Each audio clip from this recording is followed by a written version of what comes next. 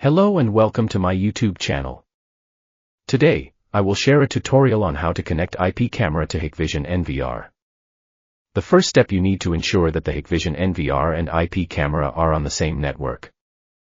After making sure that the connection between the NVR and the IP camera is working properly, we will now start the configuration. Go to the configuration menu, then enter the camera menu, and select the IP camera option. Make sure that your IP camera is already detected as an online device. To add the camera, check the box next to the camera you want to add, then click Add. If you see the message, the username or password is wrong, click Edit to make adjustments. Next, enter the camera password correctly. Then click OK to confirm, and wait for a few moments until the status turns green.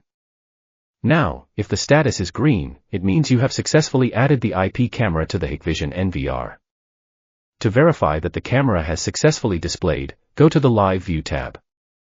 Congratulations! You have successfully added an IP camera to your Hikvision NVR. We hope this video has been helpful for you. If you have any questions, feel free to ask in the comment section below.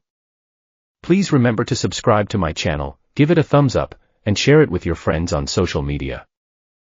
Thank you for watching, and see you in the next video.